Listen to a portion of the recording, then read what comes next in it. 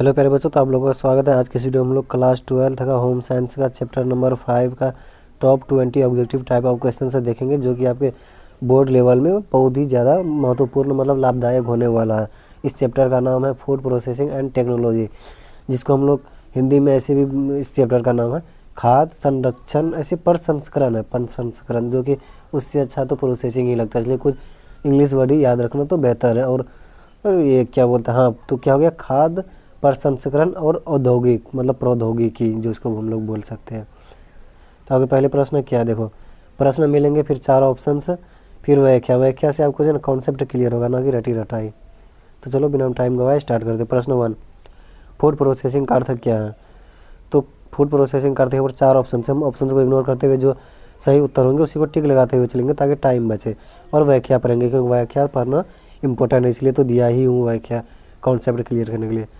तो आपको सही उत्तर हो जाएंगे ऑप्शन है, बच्चों कच्चे खाद्य पदार्थों को उपयोगी रूप में बदलना ही फूड प्रोसेसिंग कहलाता है। देखो, फूड प्रोसेसिंग का मतलब है कच्चे पदार्थों को सुरक्षित, स्वादिष्ट और उपयोगी बनाने की प्रक्रिया। अगर 2 नंबर में पूछ लिया जाए कि फूड प्रोसेसिंग से क्या तात्पर्य है, तो आप लोग को ये पूरा लिख देना। 2 नंबर कोई भी काटने वाला नहीं है आपका। प्रश्न 2, फूड प्रोसेसिंग का मुख्य उद्देश्य क्या है। तो फूड प्रोसेसिंग का मुख्य उद्देश्य है option be the correct answer, भोजन का संरक्षण और सेल्फ लाइफ बढ़ाना।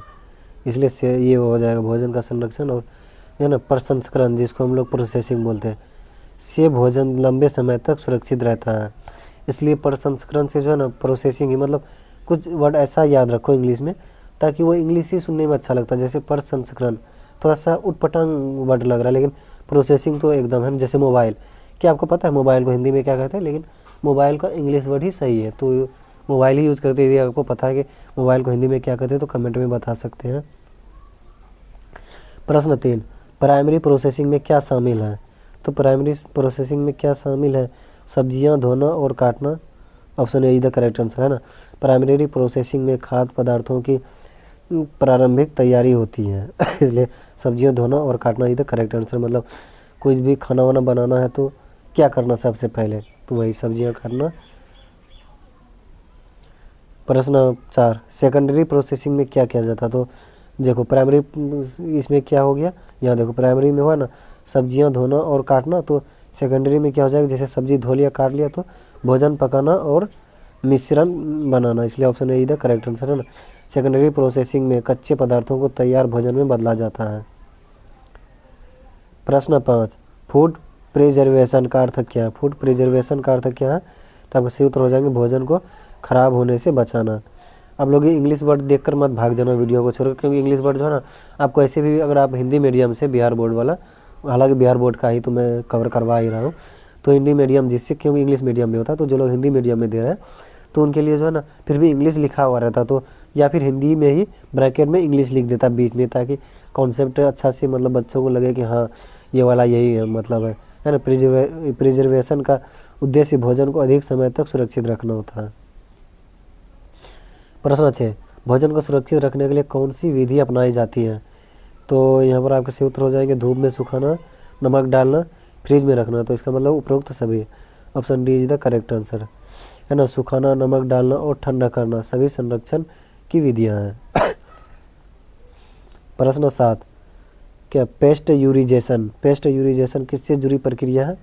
तो ये दूध से जुड़ी प्रक्रिया है पेस्ट यूरिजेशन, है ना। पेस्ट यूरिजेशन में दूध को एक निश्चित तापमान पर गर्म कर जीवाणुओं को मारा जाता है, इसलिए तो दूध को उबाल कर अच्छा से तब पिया जाता है या फिर खाया जाता है।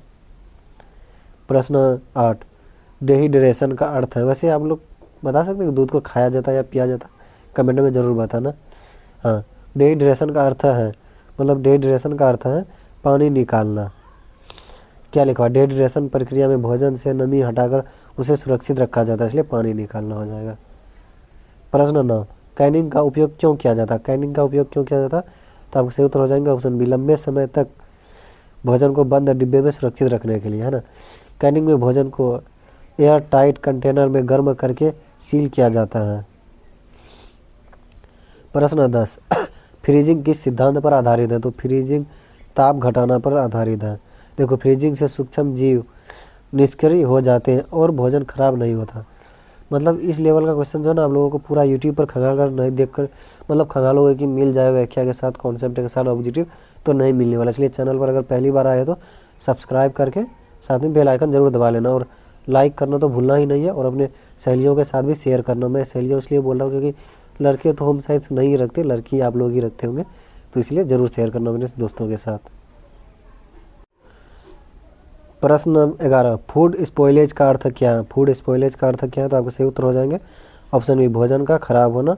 फूड स्पॉइलेज का अर्थ है ना, स्पॉइलेज तब होता है जब सूक्ष्म जीव भोजन को सड़ा देते हैं। प्रश्न 12, फूड प्रोसेसिंग इंडस्ट्री का एक उदाहरण है। फूड प्रोसेसिंग इंडस्ट्री का एक उदाहरण है, तो आपको सही उत्तर हो जाएंगे जूस फैक्ट्री। यहाँ पर आप लोग वो क्या देखो, जूस, बिस्किट, चिप्स आदि सभी खाद्य पर संस्करण, मतलब प्रोसेसिंग पर संस्करण बोले तो उद्योगों, इंडस्ट्री हो गया, के उदाहरण है। तो जूस फैक्ट्री, इनमें से बिस्किट चिप्स तो नहीं है, हाँ, इसलिए जूस हो जाएंगे। अगर वो दोनों होते तो वो भी हो जाते हैं। प्रश्न 13, फर्मेंटेशन का प्रयोग कहाँ होता है? फर्मेंटेशन का प्रयोग कहाँ होता है? तो आपके सही उत्तर हो जाएंगे दही, इडली, डोसा आदि में होते हैं। फर्मेंटेशन से सूक्ष्म जीवों द्वारा भोजन में स्वाद और पोषण बढ़ता है।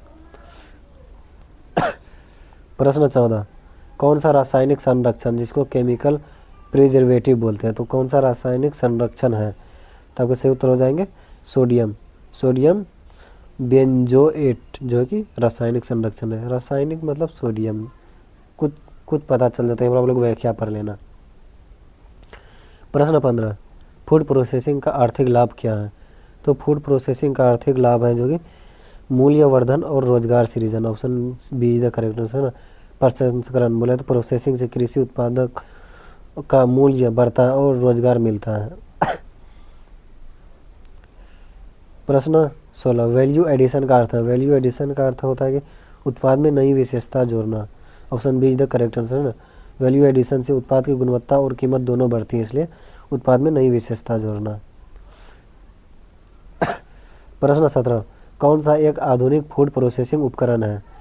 तो कौन सा एक आधुनिक फूड प्रोसेसिंग उपकरण? तो आपके सही उत्तर हो जाएंगे सोलर ड्रायर, ग्राइंडर, जिसको जूस वूस जो बनाया जाता है आप लोग देखे होंगे, माइक्रोवेव ओवन। तो आपके सही उत्तर हो जाएंगे ऑप्शन डी सभी, है ना। ये देखो, सभी उपकरण आधुनिक खाद्य प्रसंस्करण बोले तो प्रोसेसिंग में उपयोगी हैं।